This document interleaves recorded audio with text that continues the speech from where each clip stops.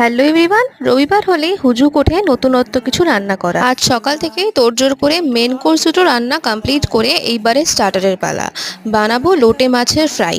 মাছের ফিলেগুলোকে নুন, লেবু, রসুন, পেঁয়াজ, লঙ্কা বাটা দিয়ে 1 ঘন্টা ম্যারিনেট করে রেখে দিয়েছিলাম।